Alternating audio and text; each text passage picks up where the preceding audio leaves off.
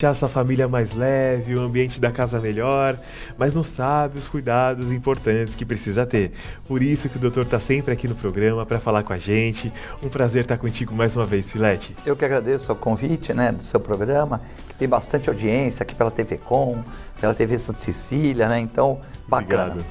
Olha, eu queria começar te perguntando os cuidados essenciais que a gente tem que ter na hora que a gente pega um filhotinho para cuidar, nas primeiras semanas de vida, para que ele tenha um desenvolvimento saudável, não tenha problemas. Nós temos raças pequenas, médias, grandes e gigantes, Sim. As pessoas, elas acham muitas vezes, que elas vão dar uma ração, por exemplo, de filhotes para uma raça gigante e que não precisa de uma suplementação, Nós tivemos aí a Paralimpíada, tivemos a Olimpíada, esses atletas, eles comem 7.000 calorias por dia, come 40 gramas de proteína de 4 em 4 horas.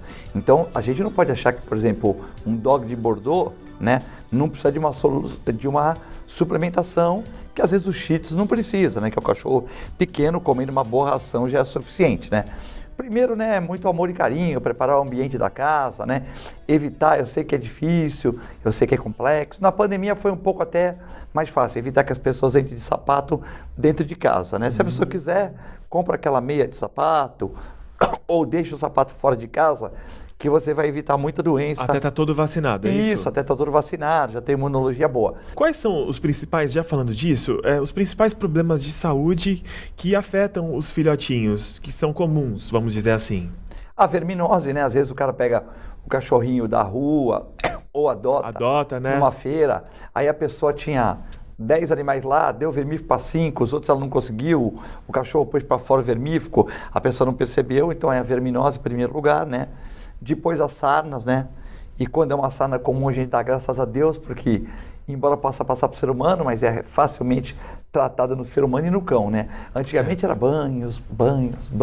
Agora você tem comprimido, você tem ampola, ficou mais facilitado, embora os banhos ainda continuem sendo mais baratos. E para algum tipo de caso você pode dar os banhos, que demoram um pouco mais para curar, mas de repente também fica um pouco mais barato, Agora a pessoa só tem um cachorro, então às vezes você dá um comprimido ou uma ampola, porque ela só tem um.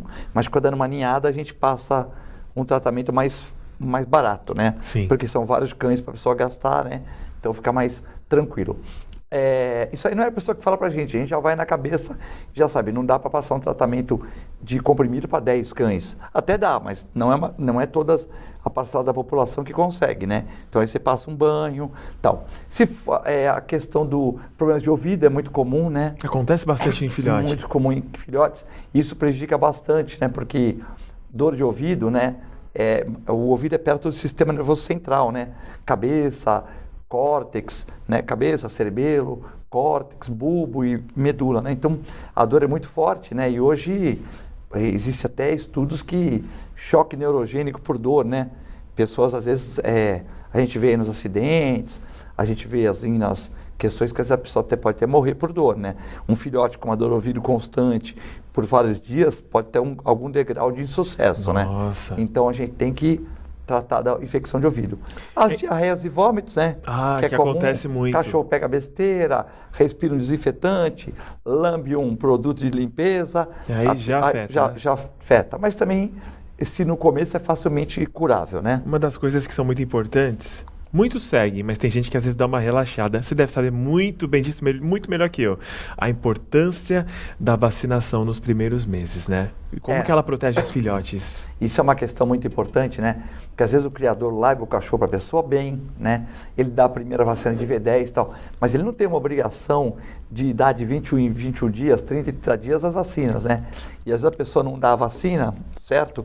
E aí, de uma certa maneira, o cachorro pega a doença e joga a doença na conta do criador, Eu tive até um caso do Litoral Sul, uma pessoa que não é conhecida aqui e tal, que ela comprou o cachorro e ficou 3 meses sem vacinar, Nossa. E o cachorro pegou uma sinomose, tratou lá, na região, uma doença, e o criador mandou para cá, para tratar, que me conhecia, eu tratei, e o animal ficou bom, mas ficou com uma sequelinha, ficou com um tique, Eu já peguei, a doença estava difícil, e eu já peguei muito avançada também, Porque já tinha tratado lá no Litoral Sul corretamente 10 dias, mas não melhorou.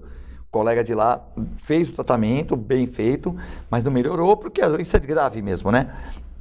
E aí nós conseguimos também complementar o tratamento do colega, tal, gama-globulina, fizemos soro contra a sinomose e tal, e o animal ficou bem, mas ele ficou com uma sequelinha na pata, que ele já veio com a sequela. Então assim, vai ficar bom, vai comer, vai dormir, mas vai ficar sempre com uma mioclonia, que é o tique que não para com o sono, né?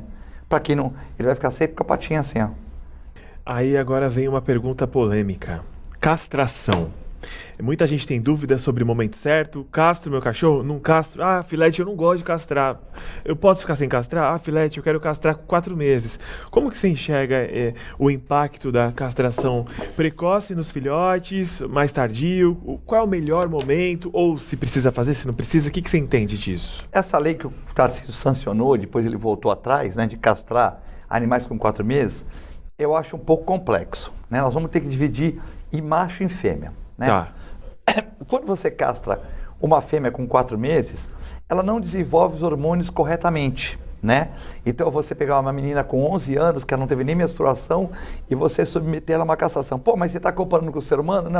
Não estou comparando com o ser humano e nem deve ser feito isso em ser humano.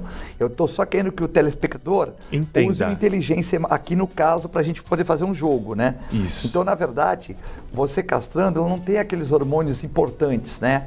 E o que acontece? Você pode ter vários tipos de problema, alergia a X, você pode ter alergias hormonais e tal. Então, na minha opinião, e pelos estudos, isso é muito controverso, né? O macho já é um pouco diferente, o macho.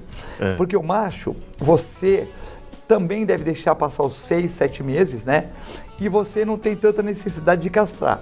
Porque a fêmea, quando você não castra, e se você não cruzar, lá na frente ela tem mais propensão a ter tumor de mama e mais propensão a ter infecção de útero. E às vezes dá uma infecção de útero, Cláudio, quando o cachorro tem 12 anos e vai operar na emergência, vai viver, mas vai ser aquele estresse, né? O dono está indo viajar, o cachorro começa a vomitar, bate raio-x, ultrassom, útero gigante, cheio de pus, operação de emergência. Então, 7 meses e o macho com 7 meses. Por isso que eu falo que o Dr. Eduardo Filete é informação também. A gente aprende muito. Vamos brindar para encerrar nossa entrevista. Aí, Cláudio, obrigado pela sua presença, hein? Eu que agradeço. Copo bonito, hein? Vamos. Gente, mais uma vez, Dr. Eduardo aqui falando com a gente sobre pediatria veterinária. Assistam depois completo no nosso canal do YouTube.